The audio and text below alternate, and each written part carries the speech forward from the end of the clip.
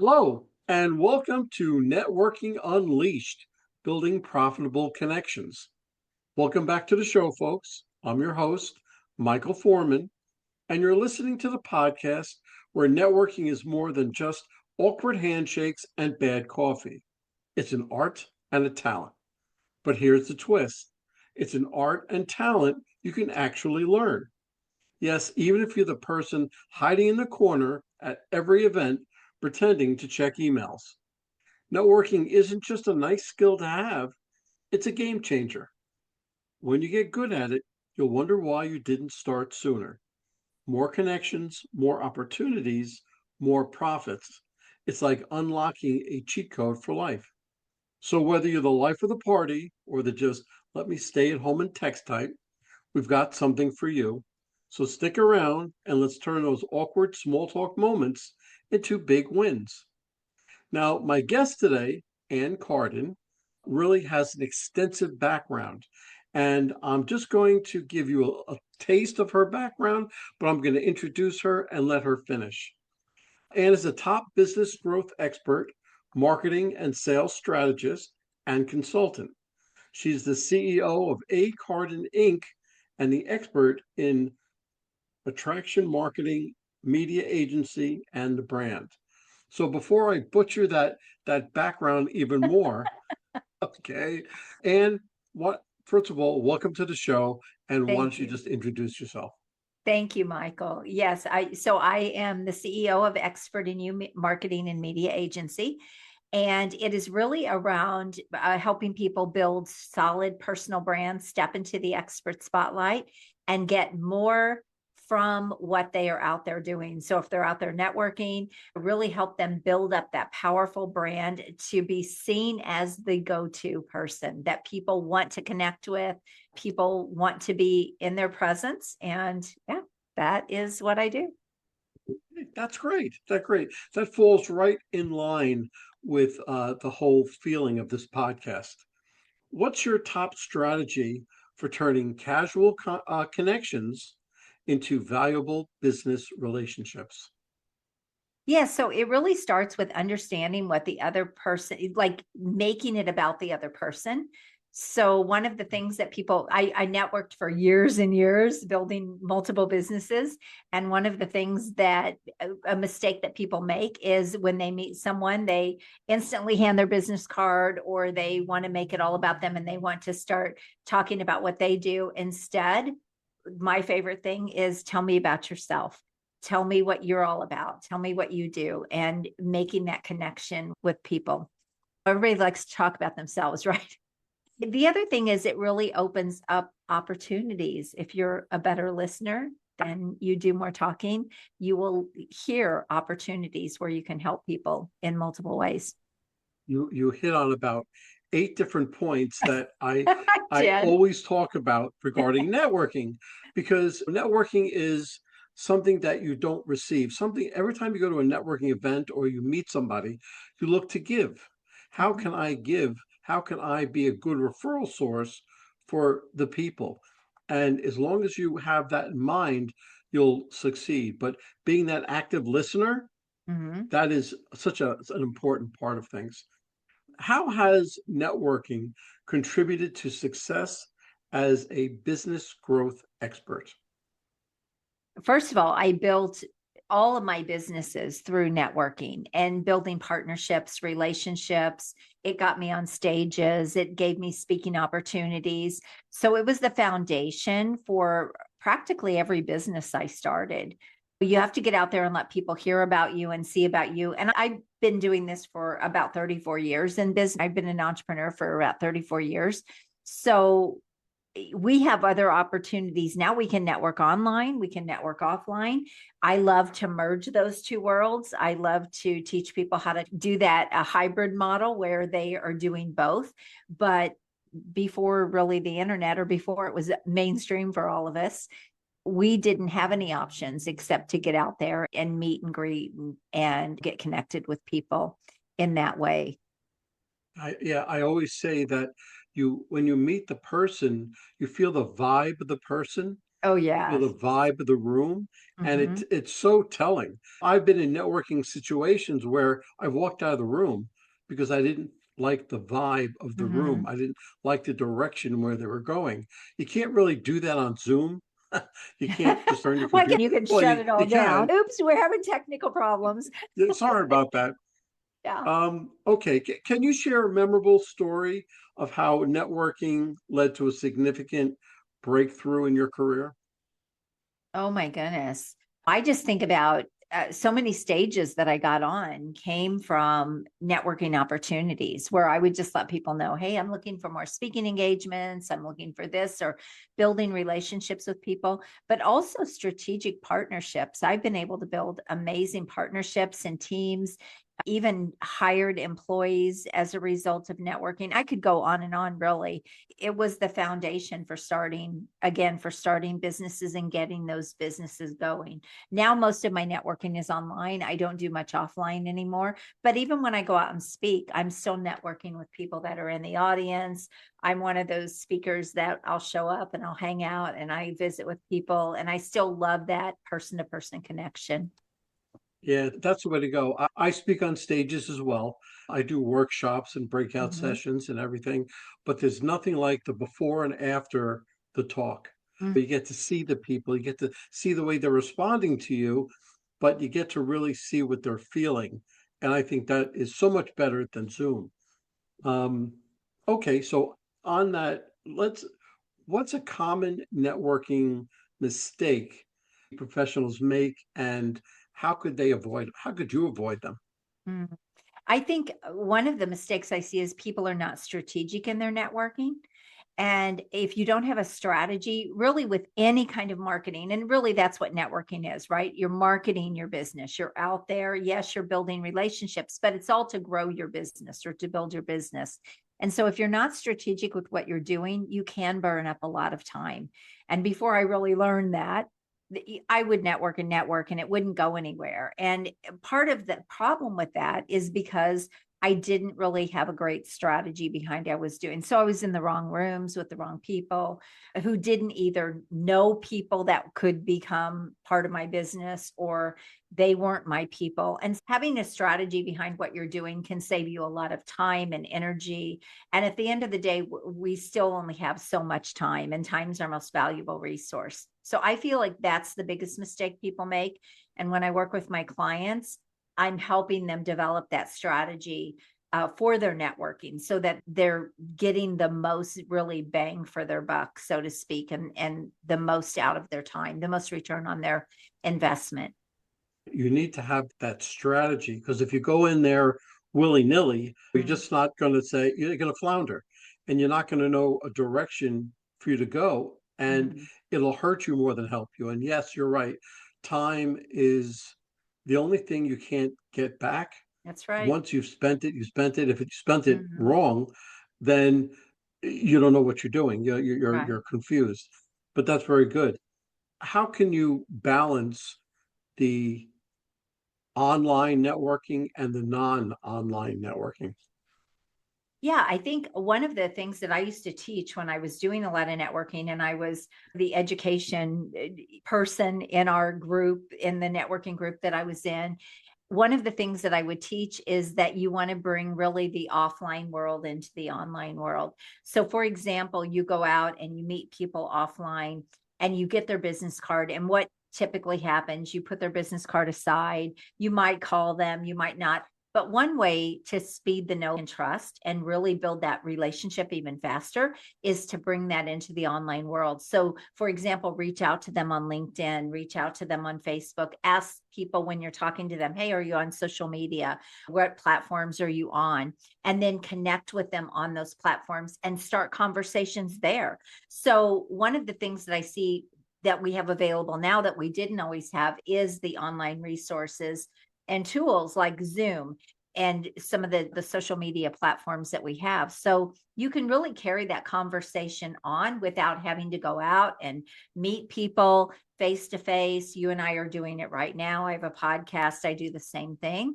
And so utilizing those tools, we don't have to be running around anymore the way we used to have to do that. So it's great to have that one-to-one, face-to-face, or have that opportunity, but speed that up and save your time, really leverage your time in the meantime. And it used to be they would say, okay, stack one-to-one. So you go out, you network, and you stack, block time and stack those one-to-ones. That's one way to do it. But another way to do it is you can actually bring those conversations and those meetings online now once you meet that person face to face. So I think a lot of people aren't doing that enough. And I think, again, we don't get time back. We can always make more money. We will never make more time. And so I guard my time, and I don't, like, for me, I didn't live close to a lot of the networking things that I went to. So there was an hour drive there, an hour drive back. All of that is time you'll never get back. So I'm so thankful for the resources we have now, but merge those two worlds. So take that meeting or that relationship that you've started to build and build on it online. So that was probably a long-winded answer, but Well, no, but it was you explained it perfectly where you can meld the two mhm, together. But you just touched on a fact of the follow-up. And to me, the follow-up is almost, if not more important than the actual meeting of the person themselves. sure. So what system do you have in place for a follow-up, and how do you do it? Yeah. So one of the things you have to realize too is that you can't follow up with everyone may not be someone to follow up with. So Correct. again, really having that strategy. So if you meet people in networking, because you'll probably meet a variety of people, really pick and choose the people that you see, okay, we want to further this relationship. We want to build on this. It doesn't mean you discard the others, but you don't maybe necessarily set up meetings with them, or you don't necessarily really build on that relationship. It becomes more of an acquaintance at that point. Because let's say you go to a networking event, Michael, and there's 40 or 50 people in the room, and maybe you meet maybe you get 30 or 40 of those business cards. Everyone's not going to be the right person. And so again, just really understanding who you're looking for, whether that's someone to partner with, someone that could become a client, someone that you see a connection there where you can build on that and help each other out, refer to each other. So just really know what you're trying to do and leverage your time that way. Yeah, as far as systems, just have a database, have a CRM system. If you're talking about an actual tool that you can stay top of mind with people, you can continue to email them, check with them. Again, I love to use social media to connect with people, and I like to follow up that way. Yeah, I use a CRM, but those business cards that you collect, I figure a networking event is 3 or 4 hours. Mhm. And if you get 15 or 20 relationship type, those business cards from those people, then you can start with that. The other Mhm. people, they're ancillary, and you can put them into your drip campaigns and just keep your Sure. name in front of them, but you follow up with those 15 or 20. Mhm. And I have a secret sauce. There's a way to follow up in which they're bound to answer you positively or negatively, either way, but you have an answer. So that's very good. How do you measure ROI when it comes to networking efforts? Results. Yeah, It's actually pretty easy. Did I get business from it? Is it growing my business? Am I getting referrals? Am I able to give back to other people? It's great to give, but you're still there at some point to get back, right? You still have to get an ROI, or you're not going to do it for very long. And so it's to me, it's just really easy to see how your business is growing. And if it's not growing, you might have to make a shift in your strategy. You might have to make a shift in where you're networking. Michael, as I work with clients and I'm helping them build their business, one of the things I see is often people will stay in the same networking group for years. And I don't find that to be valuable. Because once you've really built those relationships with people, you can stay with those people, you can be connected to them, you can still follow up with them. But to keep yourself in the same circle isn't going to grow or expand you. And I think a lot of people make that mistake, and they do it because it's comfortable. Oh, I built friends here and I like it here, but yet they don't get business there. They're not, nothing's growing. And so it becomes, to me, it becomes more social than it does as a business growth strategy. And networking it's a business growth strategy. You have to treat it that way. And again, you have to leverage your time, but it's easy to see if you're paying attention to your business, it's easy to see what kind of an ROI you get. How do you feel about like a BNI group? I was in BNI for years, and it's a great strategy for, I think, certain industries. It's really great for. I think for other industries, it's a great starting strategy. And it really just comes down to, is it the right place for you? Are you going to be in front of the right people? And then having a strategy going in. So if you're in a room full of people that really couldn't refer you business or they couldn't become a client, which a BNI is more versatile. So you have a wider variety of people in there. But really, again, be strategic about what you're doing. But yeah, I think BNI is a fantastic opportunity. There are so many good networks out there. And it's really finding the right ones for you. But the thing I love about BNI is things are tracked, that you do have to pay attention to what's going on, and it's really easy to track numbers and things like that because those things have to be reported. But no, it's a great strategy. I recommend it to a lot of people, especially if they're just getting started in business. Yeah, I've been part of BNI. I've also created my own networking groups, Mm-hmm. one in New York, one in New Mm-hmm. Jersey, about 30 businesses in each. And it grew to a, it was a great thing. We met every week. I then moved and I had to stop it, Mm-hmm. but there's nothing like the networking, the feeling of networking, and the attitude of the people that you're networking with to give you that good feeling. And I love that you created your own, because that would be one of the strategies I now teach people Yeah. is build your own stage. And Well, when, yeah, then you I get to pull in who you want. that's true, but I felt that the more, because I talked in the beginning, we went around the table, of course, and everybody gave their little speech, but I felt that because I brought something to the table each week, Mm-hmm. something new about networking, I was teaching them about networking, but I was teaching myself as well. Mm-hmm. So I was always learning, and that's my key to success is I'm constantly learning. Mm-hmm. Can you share some tips for introverts who struggle with networking? Get over it. No, I'm sorry. Get over it.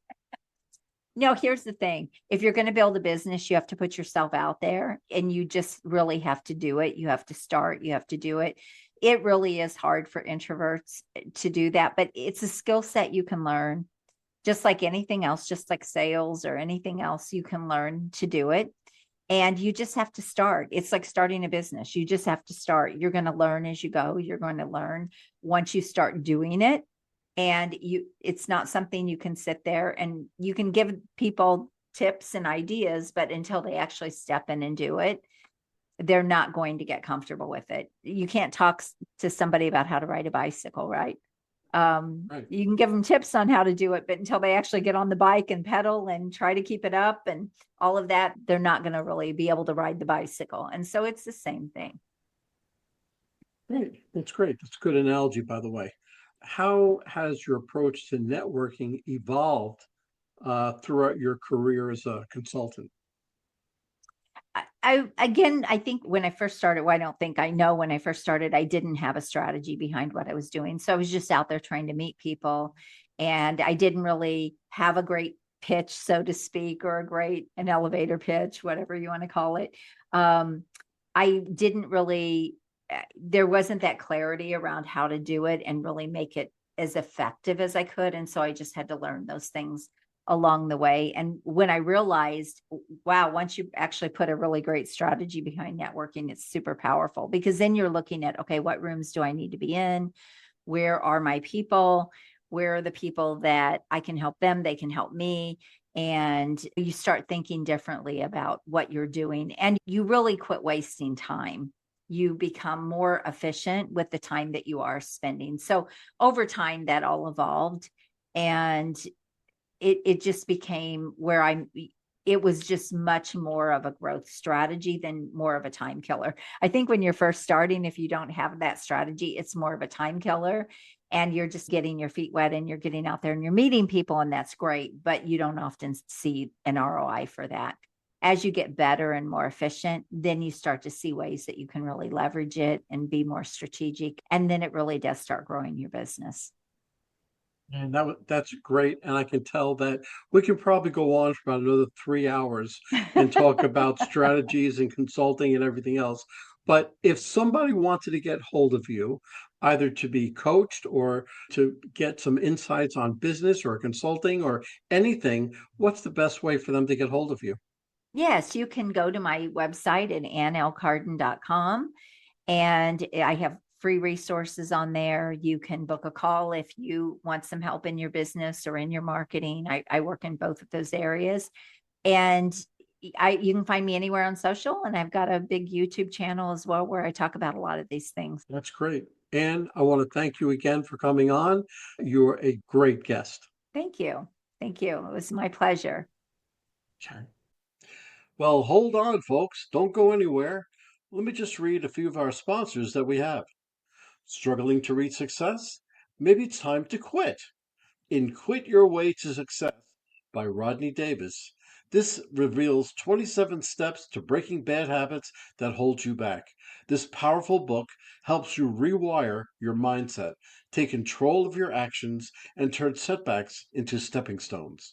With real life examples, motivational quotes, and actionable lessons, especially for sales professionals, you'll gain the tools to quit. What's stopping you and start winning? Transform your future today. So Quit Your Way to Success by Rodney Davis, available now on Amazon. And this is a nonprofit called Revved Up Kids. This is something I believe in wholeheartedly. Revved Up Kids is on a mission to protect children and teens from sexual abuse, exploitation, and trafficking. They provide prevention training programs for children, teens, and adults. To learn more, go to revvedupkids.org. That's REVVEDUPKIDS.org. Well, that's a wrap, folks. A huge thank you to our special guest for sharing such incredible insights today. And of course, a big shout out to you, our amazing listeners, for tuning in and spending your time with us. Remember, networking isn't about being perfect, it's about being present. So take what you've learned today, get out there, and make some meaningful connections.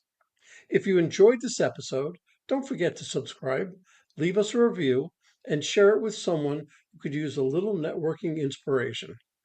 Let's keep the conversation going. You can find me on Apple, Spotify, YouTube, or my website, michaelaforman.com. Remember, until next time, keep practicing, keep connecting, and keep building those relationships. This is Michael A. Forman signing off. Take care and happy networking.